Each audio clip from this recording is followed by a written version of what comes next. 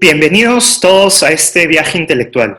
Mi nombre es Ricardo Ibáñez y este es un nuevo episodio de Ricardo Stein, un programa educativo de la filosofía objetivista. Hoy estoy entrevistando a Agustina Vergara Cid.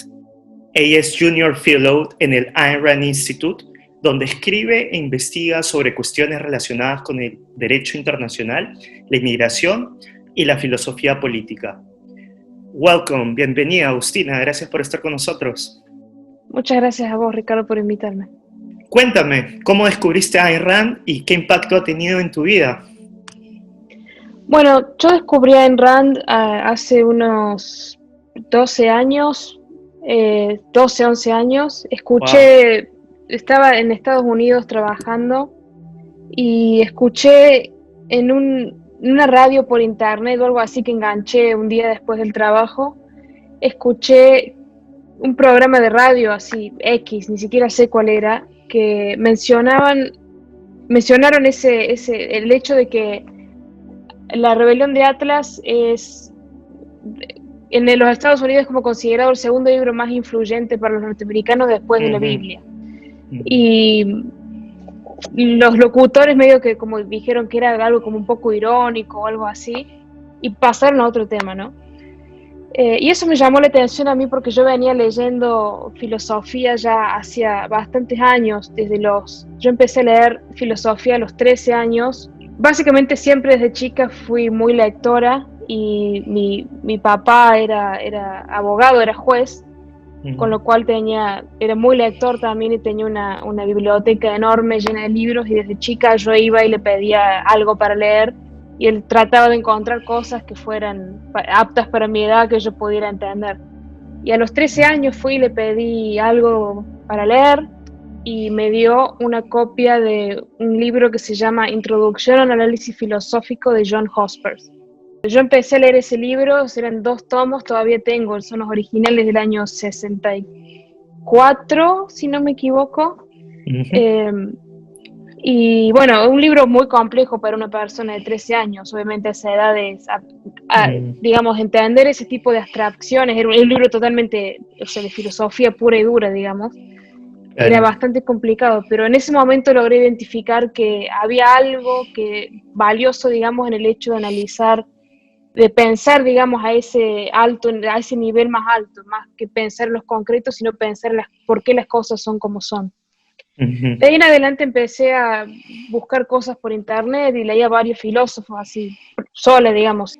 Y leí de todo un poco, desde Kant, que no lo podía entender en su momento, Kant, que de hecho Kant es súper difícil de leer, pero Nietzsche, Descartes, bueno, también leí Aristóteles, Platón y más contemporáneo,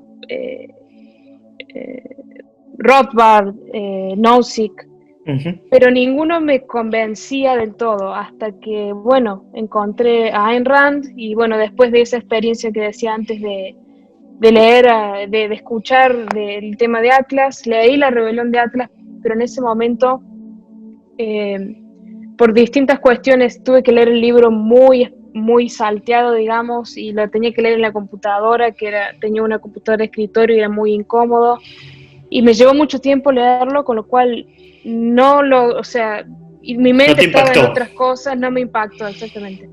Pero al poco tiempo de terminar de leerlo, me encontré en la librería local ya en Argentina, me encontré con Uh-huh. una copia en español de La virtud del egoísmo.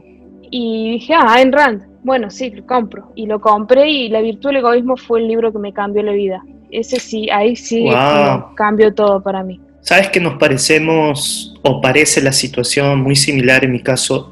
El primer libro que yo leí que me impactó de Ayn Rand fue La virtud del egoísmo. Lo Ujú. leí en Estados Unidos, lo presté en una biblioteca, lo tomé prestado.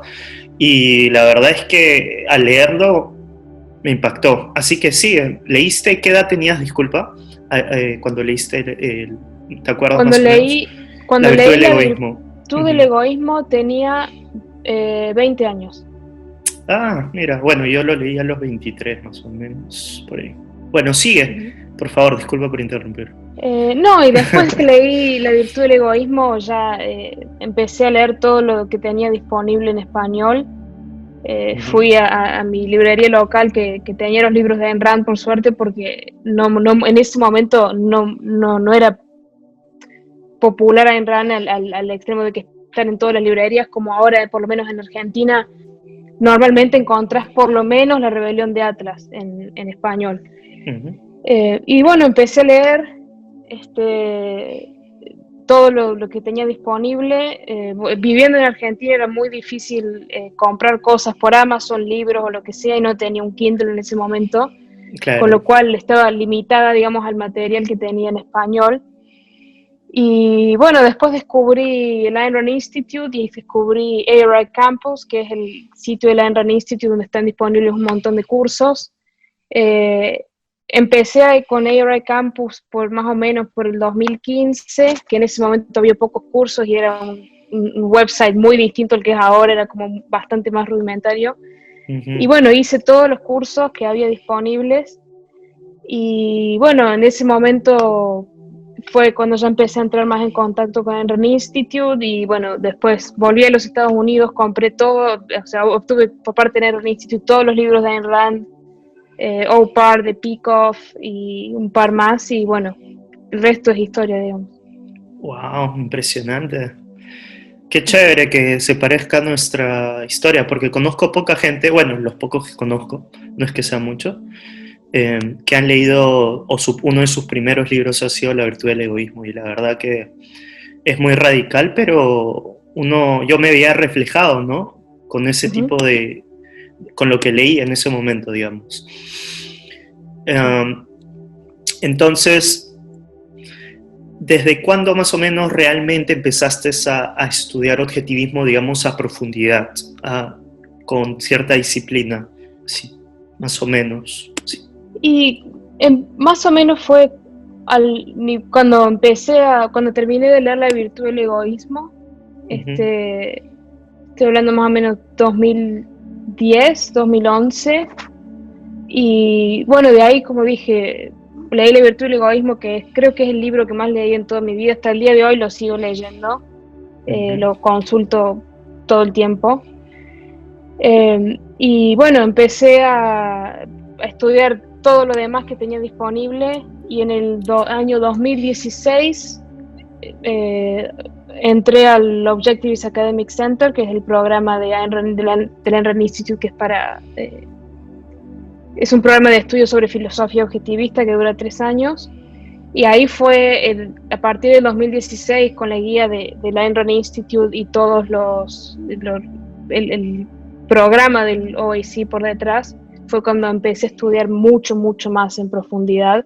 Si bien ya había leído todo, básicamente, de Ayn Rand, el OAC provee un nivel de entendimiento que es muchísimo más profundo. Wow, interesante.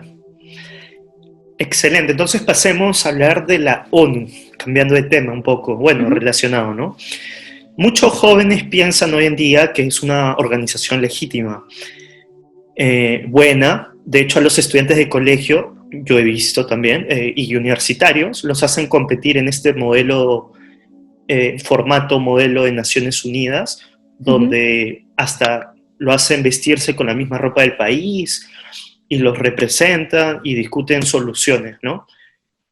La pregunta es, porque sé que has escrito acerca de esta organización, y bueno, para que los jóvenes, la audiencia, sepa un poco más, ¿la ONU representa y es algo bueno o malo en el mundo? Por favor. Sí, la ONU, o sea, hay muchísimas cosas que discutir con respecto a la ONU, pero creo que lo importante es identificar que la ONU es una organización primero, que es enemiga de la libertad, al contrario de lo que mucha gente piensa, y segundo, que es una organización que no tiene solución, que está en bancarrota, digamos, desde el comienzo y desde lo más profundo de la misma organización.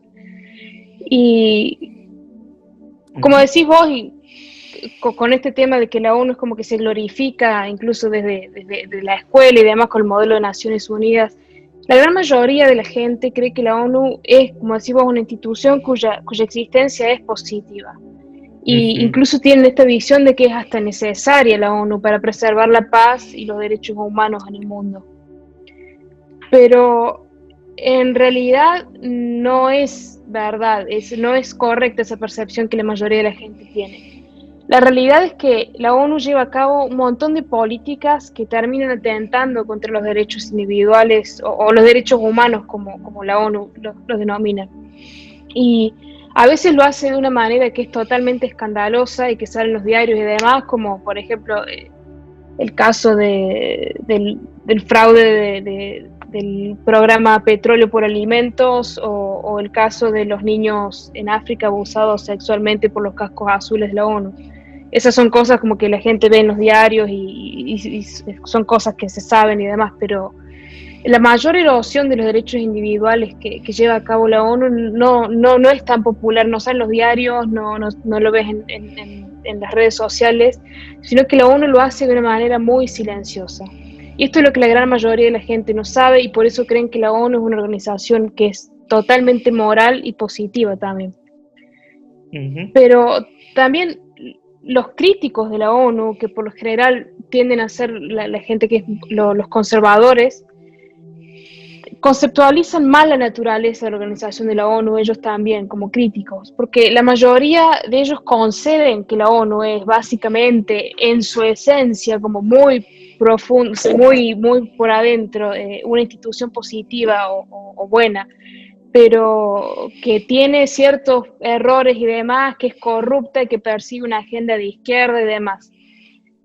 Pero que bueno, si se puede arreglar según ellos, digamos, por eso llaman tanto una reforma de la ONU. Por ejemplo, una persona que tiene un entendimiento muy profundo de la ONU, pero falla en este tema de la naturaleza filosófica de la ONU, es Nikki Haley, que fue la primera embajadora de la ONU del presidente Trump en los Estados Unidos.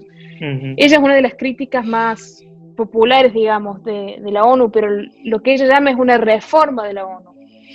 O sea, que afirma que la organización en sí tiene solución, que puede ser reparada y puede cumplir una función valuable, digamos, en el mundo. Pero la realidad es que, de nuevo, no es así tampoco esto. Y es acá cuando entra la perspectiva de Ayn Rand, que es totalmente única y muy valiosa. Ayn Rand decía que la ONU es una institución inmoral y que esa inmoralidad la lleva desde el comienzo, desde su nacimiento, y los tiene en sus principios fundacionales. Básicamente, Rand decía que lo que la ONU hace es poner a todos los Estados miembros en pie de igualdad. O sea que para la ONU vale lo mismo un país fundamentalmente libre como los Estados Unidos que un país completamente totalitario como lo es China, por ejemplo. Fíjate, por ejemplo, en los 5 miembros permanentes del Consejo de Seguridad de la ONU, que es el órgano más importante que tiene. Los 5 miembros son Estados Unidos, Inglaterra, Francia, sí, Rusia y China. O sea, hay 2 países acá que no son iguales al resto, si vos te pones a ver. O sea, uno ni bien ve esa composición, le tiene que saltar algo y decir, ¿cómo es esto? Estados Unidos, Inglaterra, Francia, China y Rusia. No tiene mucho sentido. Porque, o sea, 2 de los países más autoritarios del mundo, históricamente incluso, tienen el mismo poder, prestigio y la influencia dentro de la organización que 3 de los países más libres del mundo, ¿no? Sobre todo los Estados Unidos. Como una contradicción, ¿no? O sea, abogan por los derechos también, ¿cómo le llaman? Derechos humanos, Rusia, China, que va en contra de su propia gente también, ¿no? Sí, lo que llama la atención, digamos, es que en realidad si uno se pone a analizar profundamente los principios fundacionales de la ONU y la composición original de la ONU y los 5 miembros permanentes y demás, en realidad no es una contradicción, sino que es como lo que Rand decía, que esa expresión que ella decía, que es como la contracara de la misma moneda falsa o falsificada. Es en realidad, si uno se puede, aparentemente parece una contradicción, pero en realidad es algo que es exactamente lo que tenemos que esperar de la ONU, porque es la naturaleza misma de la ONU ser así. Es la naturaleza de la ONU proveer como esta igualdad moral. Y esa igualdad moral entre estados es la que hace tanto daño y la que Rand identificó básicamente desde la incepción de la ONU, que Rand lo que identificó fue que los países libres, partes de la ONU, no tienen nada que ganar de la interacción y de la, entre comillas, colaboración con países autoritarios. Pero por otro lado, los países autoritarios tienen mucho que ganar de los países libres. Y una de las cosas más grandes que tienen para ganar es el aval moral, digamos, que conlleva ser puestos a la par de ellos y a la misma altura como iguales. Y Rand decía que esta igualdad, este respeto por que tiene la ONU, por todas las ideologías y por todas las formas de gobierno y demás, establece la noción, decía ella, de que la diferencia entre un país que observa los derechos humanos o los derechos individuales y los protege y un país que perpetúa un genocidio es simplemente una diferencia de opinión. Que eso es básicamente a lo que llega la ONU, o sea, con los principios en los cuales fue fundada la ONU, ¿no? Y además fíjate el roster que tiene la ONU, ¿no? La composición más allá del Consejo de Seguridad. Están desde los países más libres del mundo hasta los más autoritarios y genocidas, básicamente, de todo el mundo en el pasado y en la actualidad.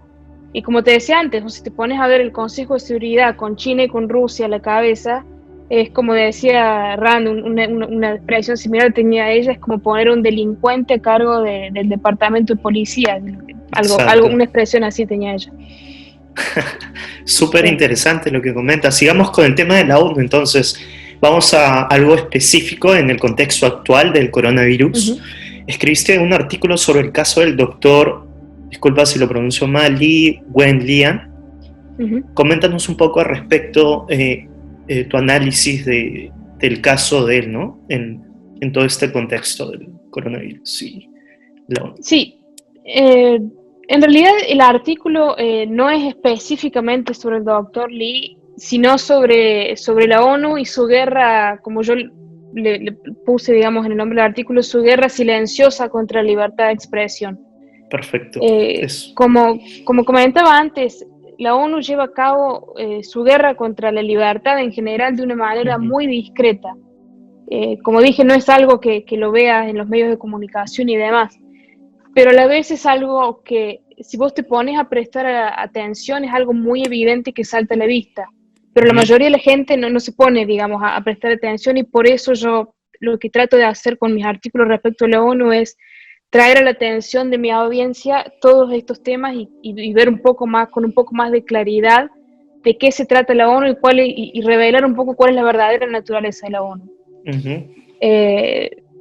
Y el artículo recomiendo leerlo, y también tengo una charla sobre el tema que expande sobre el artículo, es un poco más larga, que di para la Ayn Rand Center Latinoamérica, que debe estar está en YouTube. Si buscan Ayn Rand Center Latinoamérica y ONU, seguro sale.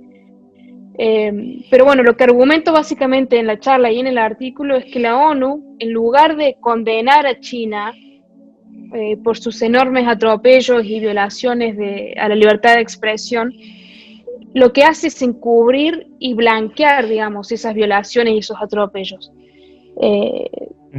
Recordemos que la ONU promete proteger la libertad de expresión en varios instrumentos internacionales, incluidos, y el más importante, la Declaración Internacional de Derechos Humanos. Pero lo que hace es justamente lo opuesto a proteger la libertad de expresión, lo que hace es socavar la libertad de expresión. Y la ONU tiene muchos mecanismos para traer a la atención de la comunidad internacional, de los Estados miembros, las violaciones de los derechos humanos que ocurren en cada país. Que esto es un mecanismo complejo, pero básicamente lo hace a través de condenas en las sesiones del Consejo de Derechos Humanos o en la Asamblea General y entre otros cuerpos de la ONU, ¿no? Pero en el caso de China, que es uno de los enemigos más grandes de la libertad de expresión en el mundo por su naturaleza dictatorial, la naturaleza dictatorial del régimen chino, la ONU hace años que permanece en silencio en frente a las violaciones flagrantes de la libertad de expresión en China y básicamente de todos los derechos individuales de los ciudadanos chinos. Y la ONU realmente es como yo, parte de lo que digo en el artículo es que la ONU mira para otro lado. O sea, todo el mundo básicamente sabe que esto está pasando y está totalmente documentado, están totalmente documentadas las violaciones de China de la libertad de expresión. Por supuesto, muchos otros derechos más que viola el régimen chino también, ¿no? Pero en el caso de libertad de expresión está completamente documentado, es totalmente obvio, pero la ONU no hace absolutamente nada, mira para otro lado, se hace distraída.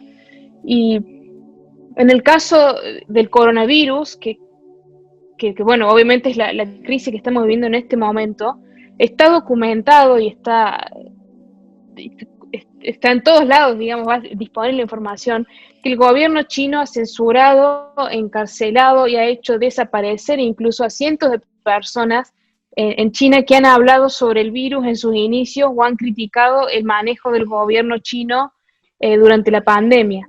Y acá es donde entra el caso del doctor Li, que el doctor Li fue uno de los primeros en llamar la atención del público sobre el nuevo virus que él estaba viendo.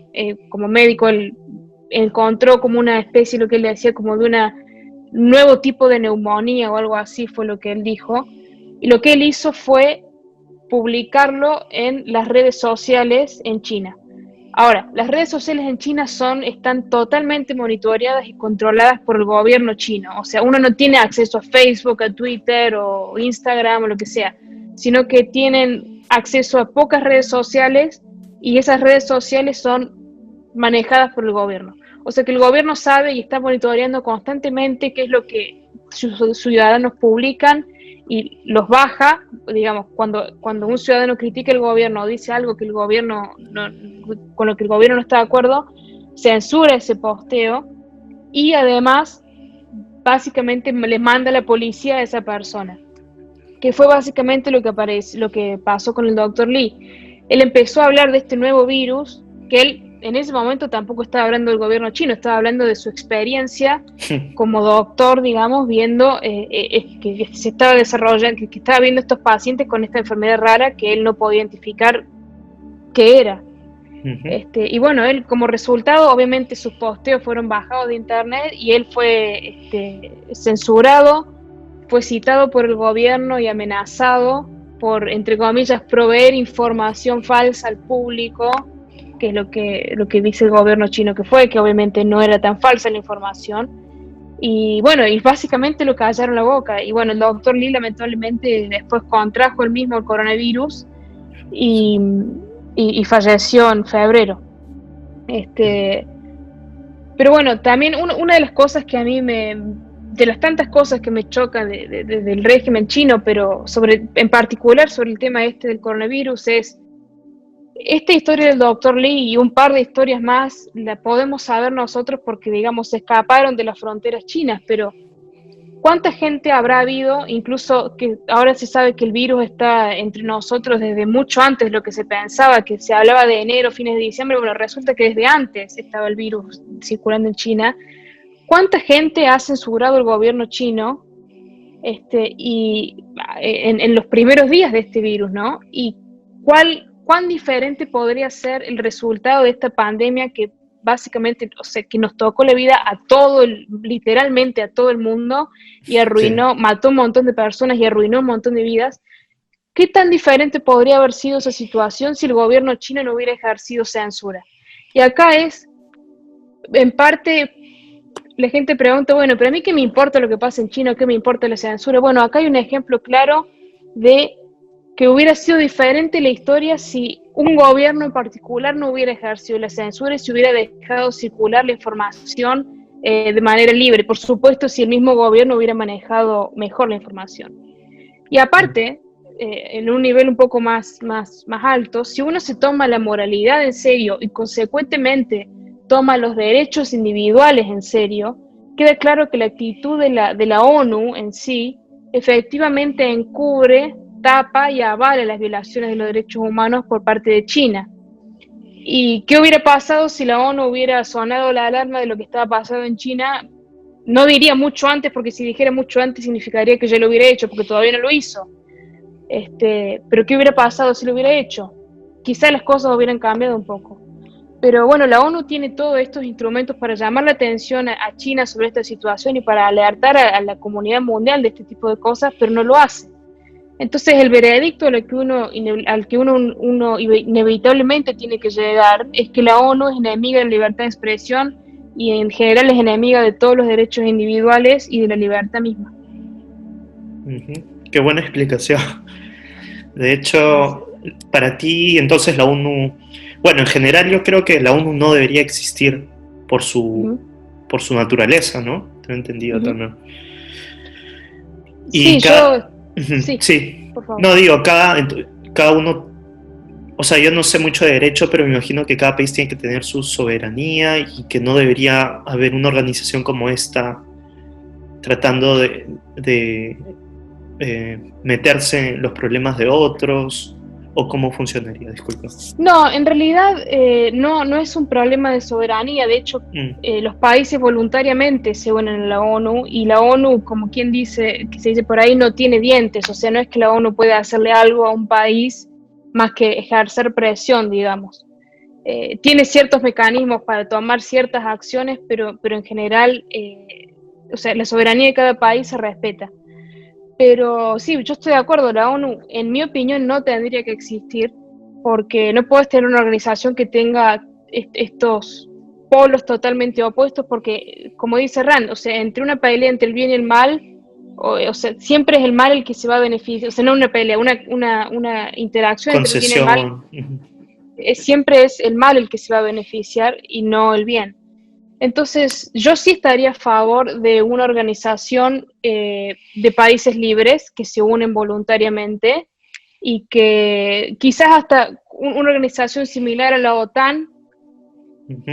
pero con reglas un poco más claras y con ciertos mecanismos diferentes, pero que de países libres que tienen acuerdos de libre mercado y cosas entre sí, pero no mezclarse con países que son totalmente autoritarios porque no tienen nada que ganar de esos países y mucho que perder. Ujú. Perfecto.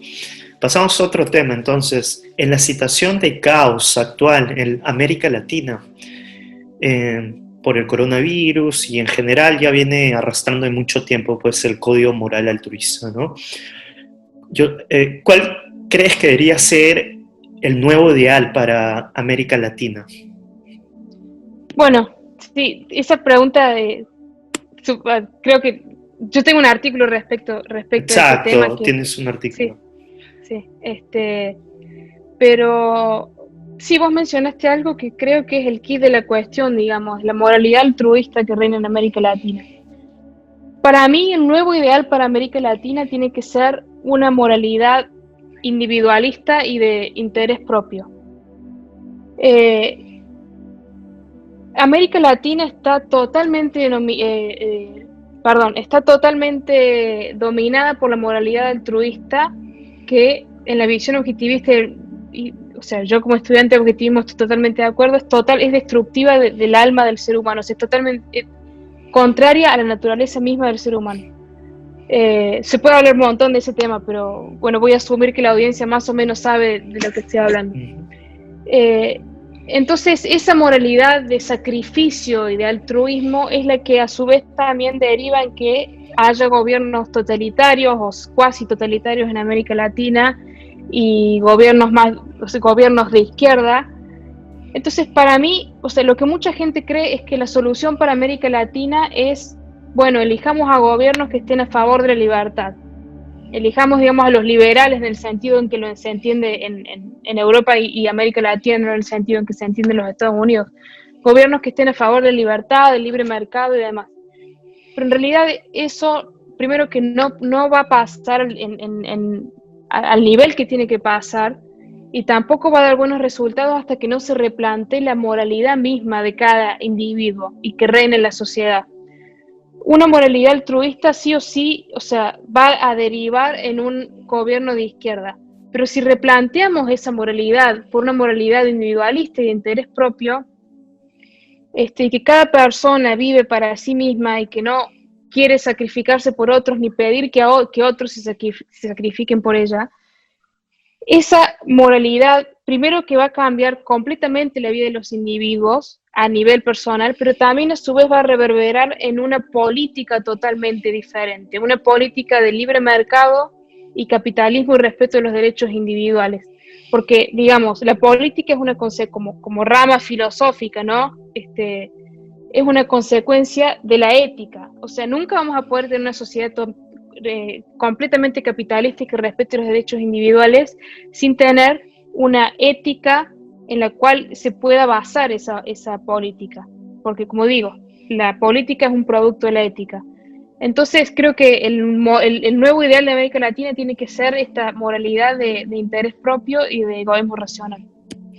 Perfecto, muy bien. Sí, las ideas importan y considero que las ideas de Ayn Rand son las que están basadas en la realidad y que la gente tiene que empezar a acatar si quiere realmente resolver la coyuntura y los desastres actuales, ¿no? Que se ven reflejados en la política, pero no, la política simplemente es el resultado. Uno tiene que ir más atrás y ver qué valores qué códigos morales, códigos de valor uno tiene que realmente sostener, ¿no?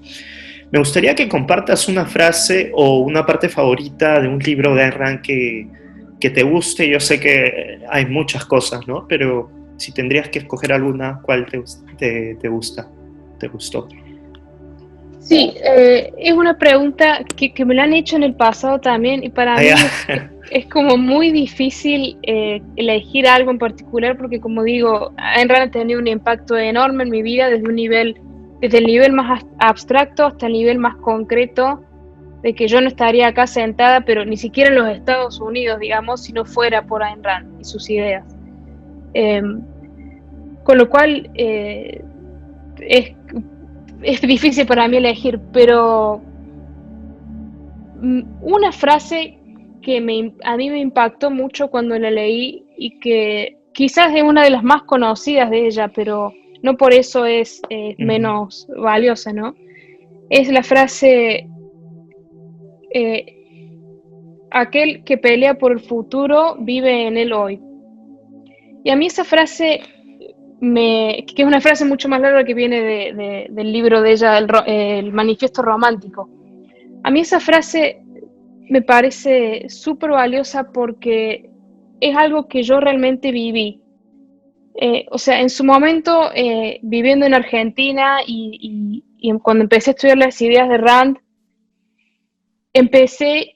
cuando empecé a entender que estas ideas realmente funcionaban y que mi vida de a poquito iba mejorando y cambiando a la medida en que adquirí el conocimiento necesario para aplicar estas ideas a mi propia vida, de ahí, cuando empecé a ver que mi vida mejoraba, empecé a querer que las vidas de los otros a mi alrededor mío, de mis seres queridos, amigos y demás, mejoren y que mi sociedad en general mejore. Y en su momento abrí una organización, empecé con un club objetivista en mi ciudad, en Córdoba, Argentina, y después abrí una organización que empezamos a abrir clubes por varios lados de Latinoamérica. Y al hacer ese trabajo, pero a la vez al vivir las ideas que tenía yo y pelear por mis valores a nivel personal, digamos, en mi día a día, cuando iba a la universidad, con mi familia y demás, pero también a nivel más, digamos, activismo con estas organizaciones y demás, realmente yo sentí eso que Rand decía, de que el que pelea por el futuro vive en el hoy, porque empecé a vivir yo de una forma mucho más racional y a ver el mundo desde un lente totalmente distinto, que traía mucho más valor a mi vida. Y además empecé a ver el cambio en la gente que estaba alrededor mío. Y es como se dice, una preview del futuro que yo podía llegar a vivir si seguía peleando por mis valores y viviendo la filosofía, y también abogando por la filosofía a nivel más general. Así que bueno, esa es una de las tantas frases de Ayn Rand que tuvieron mucho impacto. Wow, inspirador, de verdad que sí. Y yo personalmente me siento de la misma manera y considero a Ayn Rand, que Ayn Rand, digamos, cambió mi vida para bien y tuvo un gran impacto, ¿no? Yo la considero a ella, yo le digo que es como una genio de genio, porque Eh, Hay muchos genios que tienen, o sea, definiendo genio como una habilidad extraordinaria, creo que ella, lo que ella ha hecho es, ni siquiera los genios que vemos en promedio lo podrían hacer, o sea, creo que está a otro nivel, y creo que lo hace también por la rama que escoge hacerlo, que es el tema de la filosofía, ¿no? De ahí parten las demás ciencias. Entonces, sí, a mí la verdad, he leído sus logros en un paper eh, de Harry Binswanger, que son como 24 páginas los logros de Ayn Rand, y uno se queda asombrado de todo lo que ha hecho realmente, ¿no?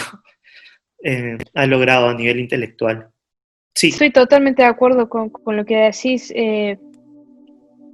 Creo que Ayn Rand es uno de esos seres humanos que aparecen cada, no sé, 2000 años quizás, una cosa así. Es impresionante. Yo he estudiado bastante a Rand, a sus ideas, y al estudiar sus ideas yo dije, esta mujer ya es un genio. Pero cuando empecé a leer un poco incluso más sobre su vida personal, sobre su biografía, realmente los logros de Ayn Rand son una cosa que es inexplicable como un ser humano pudo haber, o sea, no es inexplicable porque tiene explicación, pero para decir, digamos, que es impresionante lo que ella ha logrado y su sistema, pero incluso cómo ha aplicado la filosofía a su propia vida, y cuando uno se pone a leer las cosas que ella, porque no es que ella vivía en una burbuja de color rosa y que tenía todo solucionado y que lo único que tenía que hacer era sentarse a escribir y poner su genio en papel, digamos, sino que ella tuvo una vida muy complicada, hasta el punto que, bueno, incluso después de ser una autora bestseller, tuvo mucho odio de parte de los críticos y demás, pero aún así, frente a todas estas adversidades que tuvo, bueno, sabemos que nació en Rusia, en la Rusia comunista, se tuvo que venir para acá, bueno, incluso con todas esas dificultades, ella llegó a ser, yo creo, la persona más influyente de los últimos 1000 años, como mínimo. Totalmente de acuerdo. Finalmente me gustaría saber dónde podemos seguir o encontrar tu trabajo, ¿no? Si nos podrías decir un lugar para la gente que te quiere seguir. Sí, bueno, estoy bastante en Twitter. Pueden buscar a Agustina Vergara Sil en Twitter. Después, Facebook la verdad es que no uso demasiado, así que no recomiendo como forma de ponerse en contacto conmigo, pero mi página web, agustinabcid.com, y bueno, desde la parte del Ayn Rand Institute, digamos, pueden encontrar mi trabajo en la publicación digital del ARI, que se llama New Ideal, que la dirección es newideal.aynrand.org.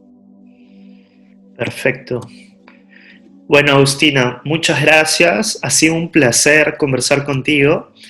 Ha sido, creo, una experiencia estimulante para la audiencia también. Y espero que sigamos en comunicación y seguir haciendo estas cosas que creo, este tipo de conversaciones, que es discutir ideas, creo que eso es lo que se necesita, ¿no? Más que nunca, digamos. Bueno, siempre, pero hoy en día, bajo la coyuntura, creo que es también muy necesario, ¿no? Sí, muchas gracias a vos por invitarme, y estoy totalmente de acuerdo con lo que decís, discutir ideas es muy, muy valioso, y bueno, creo que vos al facilitar estas conversaciones estás haciendo un gran trabajo, así que felicitaciones por eso. Bueno, muchas gracias viniendo de tu parte, y tú también, felicitaciones, porque tú también lo estás haciendo. Así que estamos en comunicación, Agustina, ¿ok? Perfecto. Un fuerte abrazo. Gracias.